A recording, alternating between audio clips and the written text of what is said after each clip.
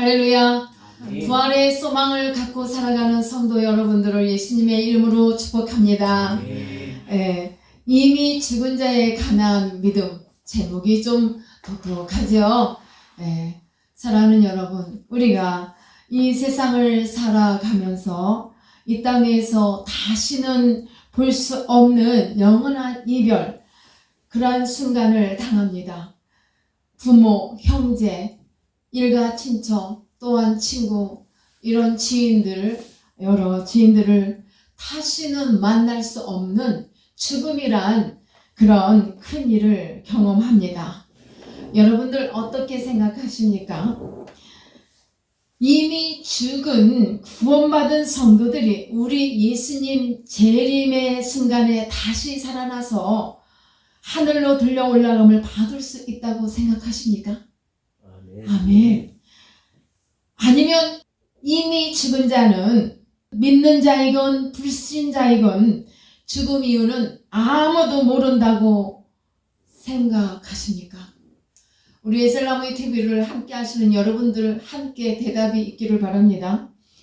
아니면 성도들은 한 번 죽었으면 천국에 갔을 터인데 구태여 다시 살아날 일이 있겠는가라는 생각이십니까?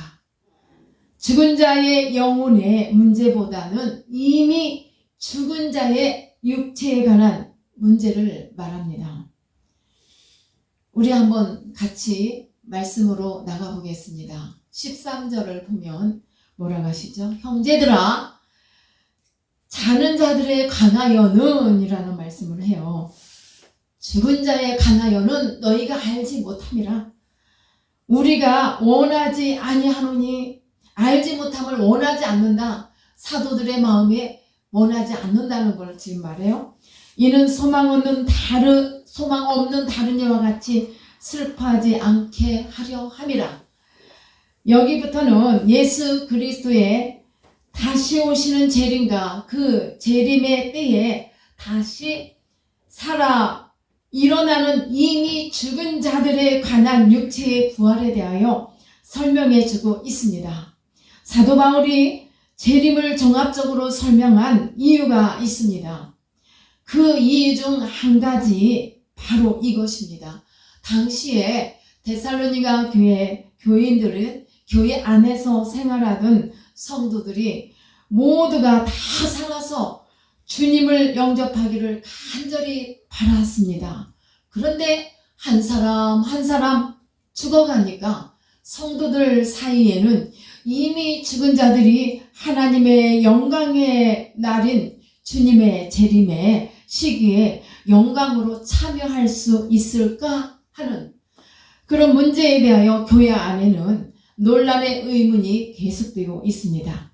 자, 여러분, 이 문제가 데살로니가 교회 안에 있는 성도들만의 문제인지 아니면 지금 나에게도 문제인지 여러분 모두에게 한번 짚고 우리가 생각해 볼 문제라고 봅니다. 오늘은 이 말씀을 여러분들이 잘 주의 깊게 들어가시기를 바랍니다. 교회 안에 이런 문제가 있어서 바로 이런 문제들을 앞에 두면서 사도 바울이 그런 교회의 성도들의 의문점에 대하여 분명하게 답을 주고 있는 말씀입니다. 이 문제는 죽음 이후의 사건에 대하여 의문을 가질 수 있는 우리들에게도 상당한 도움과 가르침이 되는 가르침이 될 수 있는 것이 분명할 것입니다. 오늘 이 문제에 대하여 정확한 답을 이 말씀 속에서 우리도 분명히 배우고 또 훈련하는 그런 귀한 시간이 되시기를 주님의 이름으로 부탁드립니다. 사도 바울은 현재 신앙생활을 잘하다가 죽은 자들이 그리스도의 재림의 때에 이미 죽었지만 다시 살아나는 성도의 거룩한 부활이 있을 것을 분명히 말씀해 주었고 또 그들도 역시 그리스도의 재림의 순간에 그 순간에 참여하게 될 것이므로 근심하지 말고 서로 위로하고 또 위로를 받으라고 말씀을 전하고 있는 것입니다. 이미 먼저 보내버리는 사랑하는 성도들의 문제, 죽음 이후의 사건에 대하여 알 수 없는 우리들에게 깊은 관심이 되어지는 그런 문제, 이런 문제들을 우리가 다 가지고 있습니다. 그런데 오늘 저는 이 본문의 말씀을 통해 우리들에게도 주시는 확신의 말씀을 선포하고자 합니다. 이 말씀이 역시 우리에게도 위로가 되고 장래의 소망이 되어지기를 주님의 이름으로 축원합니다.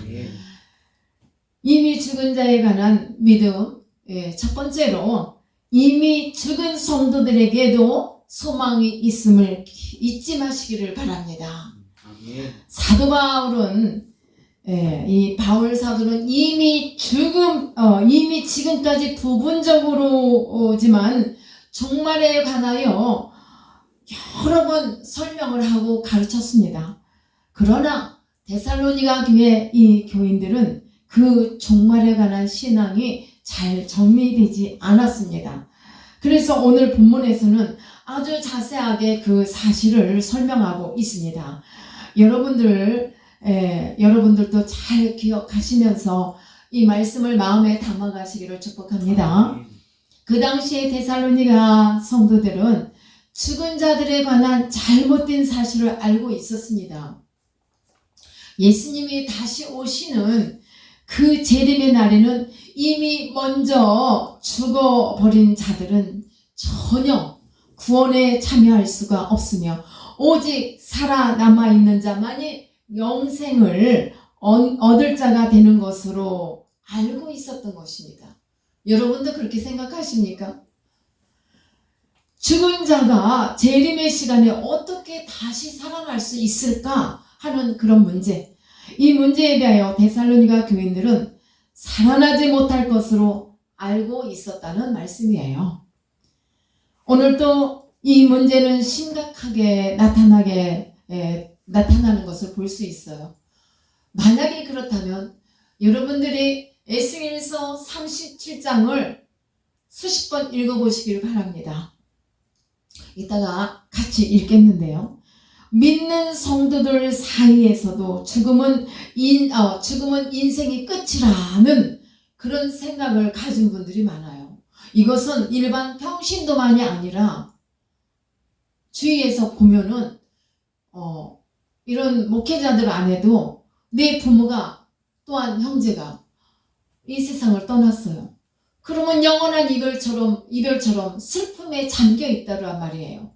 이것은 성경적이지는 않아요. 그래서 오늘 말씀을 우리가 잘 새겨야 될 줄 믿습니다. 자, 인생이 끝이다. 이 세상에 살다가 죽었어요. 끝이다 라고만 생각하십니까? 죽음은 끝이라. 다시 살아나 주님을 영접하게 될 것이라는 사실을 가진 자가 많단 말입니다. 이렇게 이해하지를 못하는 자들이 많단 말이에요. 다시 살아나 주님을 영접하게 될 것이라는 사실을 이해하지 못하고 또 죽음은 끝이라는 그런 생각을 갖고 산단 말입니다. 그러므로 이러한 생각들을 가진 성도들의 신앙이라는 것은 단지 이 땅을 살아갈 때에 그저 종교인에 불과하죠. 종교를 가진 자에 불과합니다. 이런 성도들의 신앙은 다시 한번 오늘 말씀 속에서 우리가 주의 깊게 들어야 될 줄 믿습니다. 이 땅을 살아갈 때에 그저 종교가 필요하다고 생각하며 종교 생활만 한다는 것이 문제가 될 수 있어요. 부활에 대한 소망을 갖지 못하고 사는 것이라고 봅니다. 그 중에 기독교를 종교로 택하였다는 것에 불과한 그런 신앙인이 될 수도 있단 말입니다.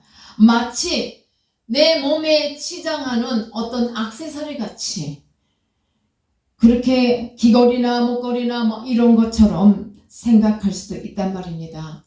그래서 오늘은 우리가 이 말씀 속에서 다시 한번 부활의 소망, 이 소망을 갖고 살아가는 성도 여러분들이 되시기를 축복합니다. 그렇지 않으면 식물처럼 종교도 그렇게 생각하고 있다는 것을 이렇게 우리에게 보여주는 것인데 이러한 것들이 우리 안에서 사라지기를 바랍니다. 사랑하는 여러분, 사람을 지으시고 우주 만물의 창조주 되신 우리 하나님께서 에스겔서 37장에서 뭐라고 말씀하시는지 우리가 다 읽을 수 없지만 우리 한번 말씀을 37장 5절에서 10절까지 말씀만 함께 보시겠습니다.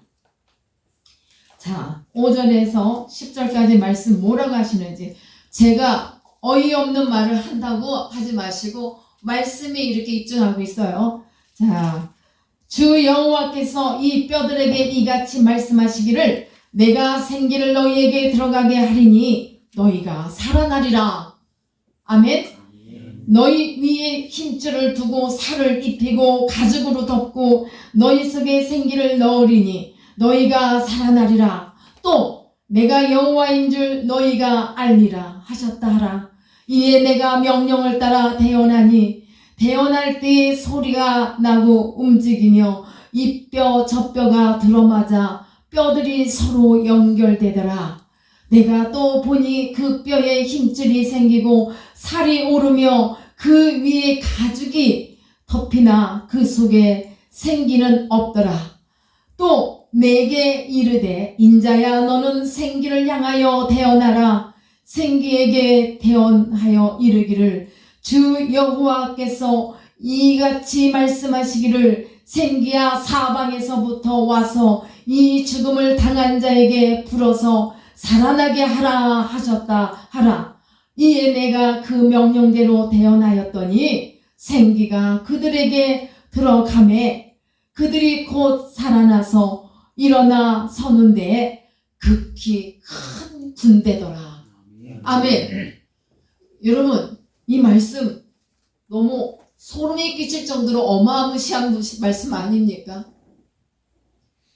그러니까 마른 뼈들이 살아났어요. 에스겔 선지자가 이 하나님의 말씀을 지금 대언하는 거예요. 하나님과 대화 중에 이렇게 해라 하면은 그 말씀대로 선포하고 하니까 뼈들이 착착착착 맞추고 힘줄이 생기고 가죽이 입혀지고, 그런데 생기가 없어. 로봇같이 보이잖아요. 인형같이 보이잖아요. 그래서 또 그 다음에 뭐라 하셨다? 생기를 불어넣어라. 하나님의 말씀대로. 그러니까 이와 같은 일이 일어났단 말이에요. 그렇다면 여러분, 부활의 소망이 지금 나에게 없는 분들은 다시 한번 이 말씀을 수십 번이고 이해될 때까지 수백 번이고 한번 읽어보세요. 암송할 때까지. 그러면 부활의 참 소망을 가지고 우리의 삶 가운데 영원한 이별이 없다는 것을 갖고 우리가 슬픔에 푹 잠겨 있지 않고 기쁨으로 우리의 사랑하는 그 누구누구를 이렇게 천국으로 환송하며 보내드릴 수 있는 거예요. 내 마음에서. 사랑하는 성도 여러분, 기독교는 생명의 종교임을 믿습니까? 기독교는 부활의 종교임을 믿습니까? 죽은 자도 다시 살리시는 하나님임을 믿습니까? 우리 하나님이 사실 천지 창조하실 때 뭐가 있었어요? 흑암 중에 있었어요. 깊은 흑암 중에. 그런데 하나님의 말씀으로 하루 이렇게 말씀을 통해 지금도 에스겔서 37장에서 말씀으로 하시잖아요. 근데 말씀으로 하니까 이 마른 뼈들이 착착착착 맞춰져 갖고 일어나서 큰 군대가 되더라. 지금 무덤 속에 있는 자들이 얼마나 많습니까? 그들이 군대를 이뤘다. 믿습니다. 아멘. 사도 바울은 이와 같은 말씀을 부여잡고 저 목사가 하는 말이다라고 생각하지 말고 하나님의 말씀을 믿고 여러분들이 확신을 가지고 부활의 소망을 갖고 살아가기를 축복합니다. 그래서 사도 바울도 그와 같은 심정으로 사도 바울이 뭐라고 합니까? 먼저 죽은 자들을 자는 자로 설명했어요. 근데 이 말씀을 우리 예수님께서 죽은 나사로를 향해서 우리 친구 나사로가 자고 있구나라고 했어요. 잠들었다. 그리고 요한복음 11장 11절에서도 이렇게 말씀하셨는데, 스데반이 죽을 때에도 성경은 죽었다라는 표현이 아닌 자더라 이런 표현을 썼어요. 여러분 너무 이성이 강해서 말도 안 되는 소리를 하고 있다 이렇게 하는 분에게는 하나님의 신령하신 은혜가 없을 터이니 내 마음의 생각, 이 머리를 나의 지식을 비우고 이 말씀을 여러분들이 받아서 마음에 새길 때 하나님의 놀라운 은총이 있기를 축복합니다. 사랑하는 여러분, 13절을 보시기 바랍니다. 자, 소망이 없는 다른 이와 같이 소망이 없다. 부활의 소망이 없다는 말씀을 하고 있죠. 이 땅에서 힘들고 아프고 고난의 삶이었다면 다시 새롭게 아픔도 없고 고통도 없고 가난도 그 어떠한 것도 없는 천국에서 삶이 다시 시작된다는 것을 여러분 믿어라 이 말이에요. 죽음이 아니라 죽음과 동시에 우리는 천국에서의 삶이 시작이 된다는 말씀이에요. 그러게 어떻게 보면요, 우리가 슬픔은 있죠. 내 사랑하는 남편, 아내, 자녀, 형제 얼마나 슬퍼요. 그 슬픔은 단지 보고 싶을 때 내가 볼 수 없기 때문에 슬프고 아쉬움이 많은 거지, 우리는 영원한 이별이다 생각하면은 이거는 복음적인 신앙이 아니라는 말씀을 드리고 있습니다. 헬라 철학에서는요, 한 사람이 한 번 죽으면 그것으로 끝이라는 주장이 대부분이었습니다. 이 영향이 바로 어디에 들어갔냐? 데살로니가 교회에 그 영향을 받은 거예요. 그 교회에 들어왔어요. 그래서 이 성도들이 살아서 주님을 맞이해야지, 죽으면 안 돼, 죽으면 그것으로 끝이다, 이렇게 생각을 하고 있으니, 그래서 이 철학적인 사상의 배경이 그들의 신앙의 접목이 되었던 거예요. 여러분 말씀 듣는 중에 은혜롭게 말씀을 잘 듣는데 아닌 거는 다, 하나님의 성경적이 아닌 거는 다 흘러내버리고 잘 넣으세요. 그러나 하나님의 말씀이 이렇게 증명하고 있다면 그 말씀을 내가 지식적으로 생각할 때 잘 안 믿어져도 여러분 믿을 때 여러분들 것이 되는 것입니다. 아멘. 성도 여러분, 우리는 하나님을 믿고 천국의 소망을 갖는 자라면 이별을 내가 보고 또 그 슬픔을 만났을 때 다시 볼 수 없는 슬픔에 잠겨 있지 말고 너무너무 아쉬운 그것을 생각하며 내 마음에서 떠내보내야 돼요. 하나님을 잘 믿고 성실하게 주님과 동행하고 살다가 하나님의 부르심을 받았다면 그분은 너무 행복한 거예요. 성도 여러분, 오늘 이렇게 깨닫고 믿음으로 받으시기를 바랍니다. 불신자들은 분명히 죽음은 절망적인 사건입니다. 두려워합니다. 그러나 성도의 죽음은 잠시의 이별인 줄로 믿으시길 바랍니다.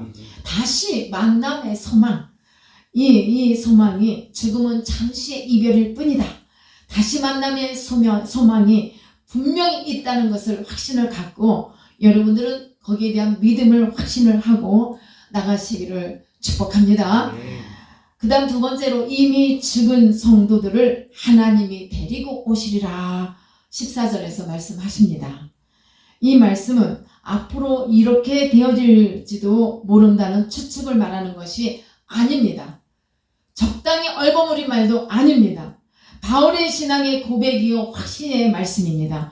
하나님이 주신 계시를 통한 확신의 말씀을 사도 바울이 지금 고백하고 있는 것입니다. 성도 여러분, 예수님을 나의 구주로 믿어 영접하고 구원받은 것을 확신한다면 다 같이 아멘 확신하십니까? 아멘.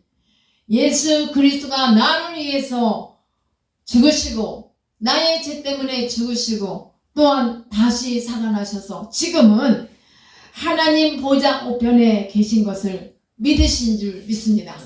아멘. 예수 그리스도의 죽음을 나를 위하여 나의 죄 때문에 죽어주신 것이라고 믿는 성도들이라면 우리는 주님 다시 오시는 그 재림의 날에도 예수님 안에서 이미 죽은 자들도 나를 포함해서 다시 일어나 부활하게 되는 이 놀라운 사건을 믿음으로 확실하게 받아들여서 참으로 나의 신앙에 더 기쁨과 더 소망이 넘치는 그런 삶이 되시기를 축복합니다. 할렐루야. 예, 자다가 일어난다. 부활한다. 아멘. 그러니 우리는 죽으면 오히려 더 큰 기쁨과 소망이 되는 거예요. 그 다음 세 번째로 살아남아 있는 자도 자는 자보다 결단코 앞서지 못하리라 하고 이렇게 말씀하셨죠. 15절을 보면은 주님의 말씀으로 너희에게 이것을 말한다고 하셨는데 그 말씀이 곧 이미 예수님께서 말씀하셨다는 말처럼 보이지만 유감스럽게도 복음서 어디에도 예수님은 이 말씀을 하신 기록이 나타나고 있지 않습니다. 그러면 이 말씀을 어떻게 해석해야 합니까? 성경을 한번 찾아보시길 바랍니다. 갈라디아서 1장 12절 말씀입니다. 네, 읽어보세요. 이는 내가 사람에게서 받은 것도 아니요 배운 것도 아니요 오직 예수 그리스도에 계시고 말미암은 것이라. 네. 또 고린도전서 15장 51절에도 보면 보라 내가 너희에게 비밀을 말한다고 했어요. 우리가 다 잠잘 것이 아니요 마지막 나팔에 순식간에 호련히 다 변하리라고 또 말씀하세요. 그리고 갈라디아서 1장 12절에서 이는 내가 사람에게서 받은 것도 아니라겠어요. 그러면 사도 바울이 지금 하는 말인데 누구에게 받았단 말이에요? 하나님을 통해서 그 계시의 말씀을 받았다고. 그리고 누구에게 배운 것도 아니라고 지금 본인이 직접 계시의 말씀을 받았다고 고백하는 거예요. 예수 그리스도의 계시의 말씀이라 이렇게 고백하는 겁니다. 사도 바울의 개인적인 그 신앙의 고백만이 아니라는 것을 우리가 받아들여야 되겠죠. 분명한 것은 아마 사도 바울이 이 재림의 시기에 죽은 자들의 부활에 관한 이 비밀의 일들을 주님께로부터 직접 받았단 말이에요. 사실 사도 바울이 말씀을 이렇게 전할 때 예수님으로부터 우리 예수 그리스도를 통해서 직접 이렇게 전송하는 말씀들이 많았습니다. 그렇기 때문에 이 계시의 말씀을 특별 계시로 설명할 수 있습니다. 큰 비밀을 하나님께서 바울 사도에게 가르쳐 주셨다는 말씀이에요. 말씀을 알려주셨단 말이에요. 이 사실을 너무나도 확실하게 그 확신 속에서 사도 바울이 지금 데살로니가에서 이렇게 설명을 하고 있습니다. 성도들을 향해서. 이 말씀이 오늘날 우리가 살아가고 있는 이 시대에도 꼭 필요한 말씀으로 우리가 받아서 우리의 마음에 새겨야 될 줄 믿습니다. 사랑하는 성도 여러분, 지금까지 우리가 살았지만 살아있거나 이미 죽었거나 간에 우리 주님 재림의 시간에는 다 같이 살아서 주님의 나라에 임하게 됨을 분명히 깨닫고 오늘 또 충실하게 살아가면서 승리하는 성도들이 되시기를 예수님의 이름으로 축원합니다. 사도 바울은 성도의 삶이 현재로서 끝나는 것이 아니라고 지금 말씀했어요. 그리고 영원한 미래가 약속되어 있음을 분명히 오늘 말씀을 통해서 말씀하고 있습니다. 오늘의 삶 속에서 삶에 고난이 많더라도 열심히 살다가 지난주에 그랬죠. 데살로니가 성도들 중에 재림할 예수님을 기다리면서 그렇다면 뭐하러 수고하고 일해 그냥 먹고 놀고 있다가 주님 맞이하면 되지. 이런 성도들 잘못됨을 찝어줬죠. 그와 같이 우리는 열심히 살아야 된다 이 말이에요. 주님이 그날 어느 때 오시는지 아버지만 아셔요. 아무도 모른다고 했어요.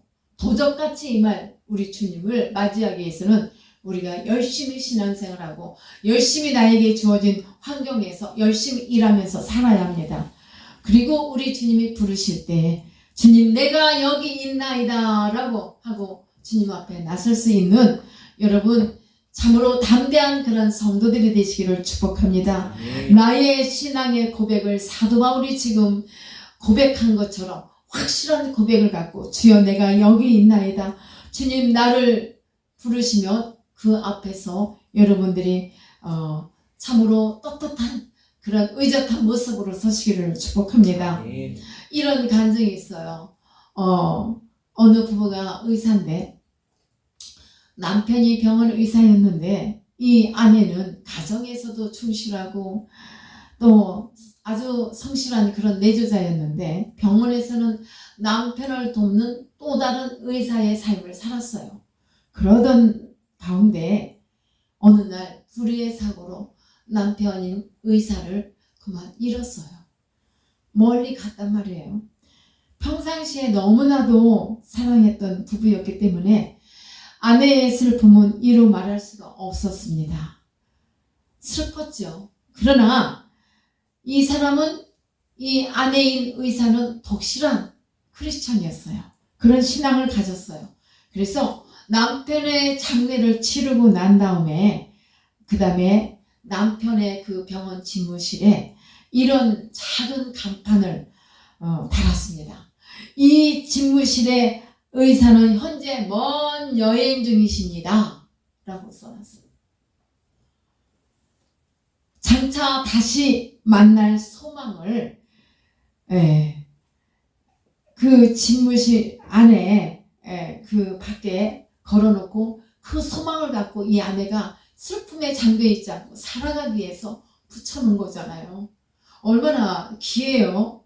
누가 보면 누가 뭐라고 한다 할지라도 언젠가 외출했다가 다시 돌아오는 날 다시 만날 것을 소망하면서 주님 안에서 다시 만나게 될 것을 이렇게 기대하면서 이 아내가 이렇게 그런 간판을 걸어놓은 거예요. 성도 여러분, 신앙생활을 하되 하나님의 뜻대로 거룩하게 삶을 살다가 먼저 죽은 자, 우리의 사랑하는 모든 이들을 또 우리 주님 다시 오시는 재림의 날에 무덤에서 일어나서 우리와 함께 다시 만날 큰 소망을 가지면서 이 말씀을 통해서 우리도 서로 위로하고 위로 또 받으면서 소망 중에 영광의 날을 기다리면서 살아가는 복된 성도들이 다 되시기를 예수 그리스도의 이름으로 축원합니다. 아멘. 여러분 소망이 생겼습니까? 아멘. 더 확실한 믿음이 생겼습니까? 아멘. 그 믿음이 없으면 우리도 천국 갈 수 있을까요? 부활할 수 있을까요? 우리 주님도 분명 무덤 속에서 주무셨다가 일어나셨어요. 그런데 그런 주님이 너희도 잠잔다고 하셨으니까 우리 무덤 속에서 다시 일어날 수 있습니까? 아멘. 아멘. 할렐루야. 아멘. 예, 이 소망 속에서 여러분들 매일매일 힘차게 어려움을 뚫어내고 나가시기를 바랍니다. 아멘. 기도합니다.